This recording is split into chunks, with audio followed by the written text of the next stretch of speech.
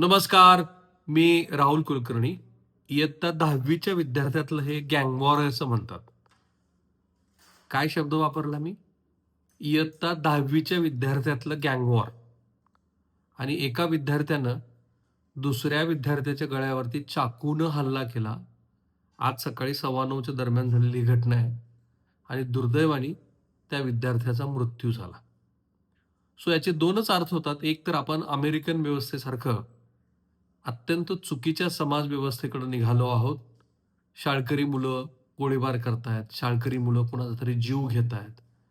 आणि हे ठीक आहे, की आपल्याच हातात उपलब्ध असलेल्या मोबाईलमुळं लोकांना अमेरिकेत काय चाललंय, कोरियात काय चाललंय, जगाच्या वेगळ्या कोपऱ्यात काय चाललंय, त्याची सगळी इत्थंभूत माहिती होत असल्यामुळं अत्यंत चुकीच्या गोष्टीचं आकर्षण या मुलांना लागलं की काय असं वाटायला लागतं. किंवा त्याचा दुसरा अर्थ असा आहे, की जे नाशिक पोलिसांनी केलं, की पालकांना जबाबदार धरायला सुरुवात केली. जर एखादा गुन्हा एखाद्या अल्पवयीन मुलांनी केला, तर त्यांच्या पालकाच्या विरोधामध्ये गुन्हा का दाखल करू नये, असं पोलिसांचं म्हणणं आहे. आणि काही प्रकरणामध्ये पोलिसांनी तसं केलं पण आहे. खास करून मोटार वाहन नियामक कायदे जे आहेत, त्याचं उल्लंघन आधी पालक करतात. हेल्मेट घालणार नाहीत. पोलीस समोर आले तर आरेरावीने बोलतील किंवा स्वतःच लेन शिस्त मोडून दुसऱ्या मार्गाने जातील आणि मग त्याचं जे बाळकडू मुलांना मिळतं त्याचा परिणाम म्हणजे स्वतः हेल्मेट घालायचं नाही, नियम पाळायचे नाहीत, उद्धट बोलायचं आणि जे घरात होतं तेच. पण आज पुणे जिल्ह्यातल्या राजगुरुनगरमध्ये जे काही झालं, त्याची जी मी 2 कारणं सांगितली, कदाचित त्याचा आपल्याला आता शांतपणे विचार करावा लागेल, की आपला समाज कुण्या दिशेनं चाललाय. खरं म्हणजे अमेरिकेमध्ये वयाची 18 वर्ष पूर्ण झाल्यानंतर मुलांनी स्वतःसाठी जीवन शोधावं.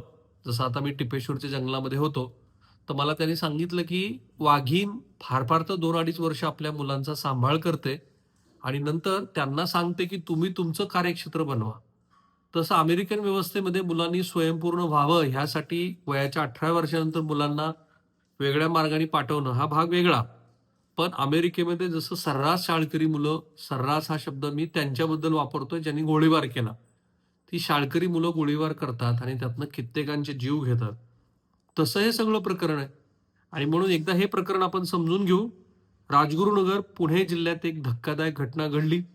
जिथं 10वीच्या विद्यार्थ्याला पुष्कराज दिलीप शिंगाडे याला त्याच्याच क्लासमेटनं खाजगी कोचिंग क्लासमध्ये आज सकाळी 9च्या दरम्यान चाकूनं वार करून ठार मारलं. हा हल्ला 2 अल्पवयीनामध्ये चालू असलेल्या किरकोळ वादातून उद्भवला. इथे पालकांची जबाबदारी आहे, की किरकोळ वाद आहे, समोरासमोर बसवा, मिटवा, चर्चा करा. पूर्वी हे व्हायचं. पण हल्ली पालकच अशा पद्धतीच्या गुन्हेविषयक कृतीला पाठिंबा देताना दिसतात. एखाद्या मुलाला एखाद्या मुलाने चिडवलं, रागानं काही शब्द वापरले, की असं काय तो करतो? चल मी येतो तुझ्याबरोबर." असं म्हणून आपल्याच मुलाच्या कृतीला पाठिंबा देणारे पालक ह्या समाजात मी बघितले. हे दोघं एकाच शाळेत शिकतात. महात्मा गांधी विद्यालय, राजगुरुनगर.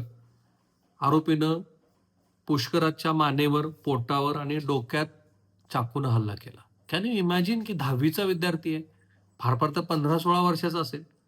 घटनेचा तपशील असा आहे, की ह्या हल्ल्यानंतर पुष्कराजला एका स्थानिक तरुणानं जवळच्या रुग्णालयातच नेलं, पण त्याचा उपचारादरम्यान मृत्यू झाला.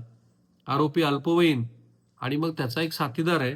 ह्या दोघांनी राजगुरुनगर पोलीस ठाण्यामध्ये शरणागती पत्करली आहे आणि इथं खरं कायदा काम करतो. हा आरोपी अल्पवयीन आहे आणि म्हणून अल्पवयीन मुलाला म्हणजे ह्या ज्यांनी पुष्कराजवरती हल्ला केला त्याला जास्तीत जास्त किती शिक्षा होऊ शकते? आणि हे जे रील स्टार्स बनवतात ना, पुणे पोलीस चांगलं काम करतात. खास करून येरवडा वगैरे भागामध्ये हे जे रील स्टार्स स्वतःच्या बद्दलचे काय हवे तसे आविर्भाव करून आम्ही कसे गुंड-पुंड आहोत असे सांगणारे रील्स बनवतात. त्याचे रील्स बनवून ते व्हायरल करतात. तर पोलिसांनी त्यांच्या चंप्या केल्यात अक्षरशः. माझ्या मते त्यांना उलटं टांगून ना झपकवलं पाहिजे. त्याच्याशिवाय आता पर्याय नाही अशी स्थिती आहे. हा आरोपी अल्पवयीन आहे. त्याचा एक साथीदार आहे. त्याने राजगुरुनगर पोलीस ठाण्यामध्ये शरणागती पत्करली, गुन्हा कबूल केलाय. ज्यामुळं ग्रामीण पोलिसांनी अल्पवयीन कायद्याअंतर्गत त्यांना ताब्यात घेतलं आहे. ही घटना वाडा रोडवरील पाण्याच्या टाकीजवळ एका गर्दीच्या भागात घडली आणि त्यामुळे अर्थातच रहिवाशामध्ये आणि पालकामध्ये दहशतीचं वातावरण आहे.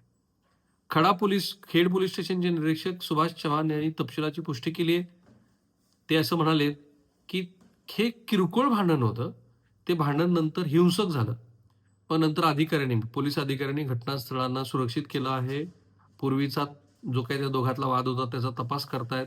शाळा आणि कोचिंग सेंटरमध्ये वाढीव सुरक्षा व्यवस्था पुरवण्यात आलेली आहे. पीडित आणि आरोपी दोघेही स्थानिक कुटुंबातले आहेत आणि मग आता जे विद्यार्थी ज्यांनी ही घटना बघितली, त्यांच्यासाठी समुपदेशनाची गरज आहे, कारण त्यांना धक्काच बसला असणार आहे. राजगुरुनगरच्या शाळा आणि ट्युशन्समध्ये अल्पवयीनामध्ये वाढती भांडणं आणि गँग सदृश्य कृती ह्यामुळं ह्यापूर्वी सुद्धा चर्चेत आल्या होत्या आणि त्यामुळं आता हे जे काही प्रकरण घडलंय, ते त्याचीच परिणिती आहे असं म्हणतात. या भांडणातून प्राणघातक हल्ल्यापर्यंत हे जे सगळं प्रकरण पोहोचलं, तर ते काय आहे, एकतर पुष्कराज शिंगाडेवरती नेमका हल्ला का झाला ते अद्याप कळलेलं नाही. अर्थात दोघंही अल्पवयीन असल्यामुळं या संदर्भामध्ये किरकोळच वाद आहे असं म्हणतायत. आता पोलिसांनी त्याचा जो आरोपी आहे आणि त्याचा साथीदार आहे, त्या दोघांनी स्वतःहूनच सरेंडर केलेलं असल्यामुळं आणि गुन्हा कबूल केलेला असल्यामुळे तेवढ्यापुरतीच ती तपासाची त्यांची दिशा आहे. आणि भविष्यातला उपाय म्हणून राजगुरुनगर आणि खाजगी क्लासेसमध्ये गस्त वाढवण्यात आली आहे. अल्पवयीन मुलांना गुन्ह्यापासून समुपदेशन करण्याचे पोलिसांचे प्रयत्न सुरू आहेत. आता हा जो अल्पवयीन मुलगा आहे, वय वर्ष 16, त्याचे नाव माझ्याकडे आहे, पण कायद्यानुसार असं नाव नाही सांगता येत. हा आरोपी असल्यानं त्याच्यावरती बाल न्याय कायदा 2015 जे ॲक्ट लागू होईल, ज्यात 18 वर्षाखालील मुलासाठी विशेष तरतुदी आहेत. हे प्रकरण गंभीर गुन्हा, हत्या असल्यानं बाल न्याय मंडळ, जे बोर्ड, ज्युव्हेनाईल जस्टिस बोर्डकडे ते चालेल किंवा विशेष न्यायालयासमोर सुनावणी होईल.